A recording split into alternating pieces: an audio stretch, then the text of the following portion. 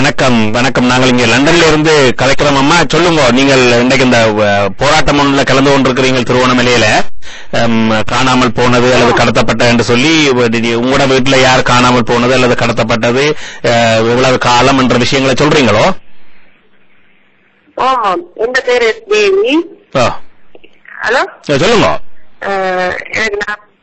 எனக்கு 45 வயது. எனது 2வது மகனை 2008 3ஆம் மாசம் 19ஆம் தேதி கடத்தி கொண்டு போயிட்டாங்க. அப்ப நாங்க எல்லா இடமும் போய் அலைஞ்சு போலீஸ் சாமி நீதிட்டு இல்ல நாங்க பிடிக்கலன்னு. ஆனா எங்களோட வீடுகளுக்கு ஒவ்வொரு சிஐடி வந்து இவ்வளவு காசுட்டா அவ்வளவு காசுட்டா உங்களோட பிள்ளைய எடுத்துட்டாரம் என்றுதான் சொன்னவங்க. ஆனா அத மாதிரி காசும் கொடுத்து நாங்க ஏமாந்தும் போயிருக்கிறோம். ஆனா இந்த கர்நாடகீங்க உள்ள சிலவங்க சொன்னவங்க, நீங்க உங்களோட ஆக்களை பிடிச்சது உங்களுக்கு இவ்வளவு காசுக்காக நாங்க எடுத்தாரோம்னு சொல்லி நாங்க அவ்வளவு காசும் கொடுத்திருக்கிறோம். ஆனா எந்த விதமான எச்சனும் எங்களுக்கு கிடைக்கல. ஆனா எங்களுக்கு நாங்க இருந்த சோகத்துல இருந்த போது எங்களுக்கு ஒரு சந்தோஷமானது. நாம் இளைஞர் அவர்கள் மீதியமாக நாங்க சோகத்தையும் எந்த கஷ்டத்தையும் தேர்றதுக்கும் மும்முரமா அவங்க எங்களோட இருந்து பாடுபடுறாங்க. அதனை பற்றி நாங்க மிகவும் சந்தோஷப்படுகிறோம். ஏனென்றால் சமுதாயத்துல எங்களுக்கும் ஒருவர் எடுத்து கதைக்க இருக்கிறாங்கன்ற சந்தோஷத்துல நாங்க இப்ப எங்கட ஒரு 180-200 பெண் தாய்மார் எல்லாரும் எங்களோட கலந்து இன்றைக்கு இந்த மார்க்கெட் அடியில இந்த ஆர்ப்பாட்டத்தை செய்த நாங்க. ஆனபடியா இப்படியே எங்களை பிள்ளைகள் வரும் என்ற சோகத்தோட நாங்க எதிர்பார்ப்போட தான் நீ செய்த நாங்க.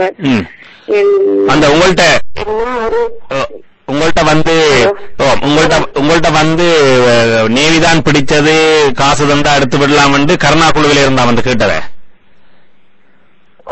நாதன் சுரங்க என்றவங்க இவங்க 2 பேரும் சொன்னவங்க. என்னோட மட்டும் இல்ல எங்கட எல்லாருக்கையும் அவங்க சொன்னவங்க. நாதன் சுரங்க 2 பேர். ஆனா நாங்க அவங்களோட காசும் கொடுத்து நாங்க ஏமாந்தும் போயிருக்கிறோம். எவ்வளவு காசு கிட்ட கொடுத்துட்டீங்க எல்லாரும் ஏமாந்தது? நாங்க எல்லாருமா சேர்ந்து எல்லாரும் 1 லட்சம் 8 லட்சம் 5 லட்சம் 10 லட்சம் மட்டும் கொடுத்துருக்கோம். நானும் 2 லட்சம் கொடுத்துருக்கோம். நீங்களும் 2 லட்சம் கொடுத்தீங்க.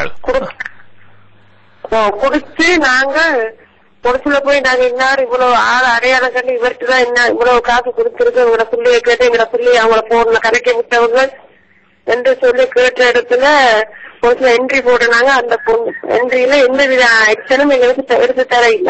பிள்ளைகளை உங்களோட கரைக்க விட்டவையா போன்ல? 2008 4ஆம் மாசம் 10ஆம் தேதி எங்களோட பிள்ளை எல்லாருமே எங்களோட கரைச்சது. பிள்ளைகளும் தாய்மாரோட தொடர்பு கொண்டது. அதுக்கு பிறகு எந்த தொடர்பும் இல்ல, காசு வாங்கிக்கிட்டு அப்படியே போயிட்டான். அதுக்கு பிறகு எந்த தொடர்பும் இல்ல.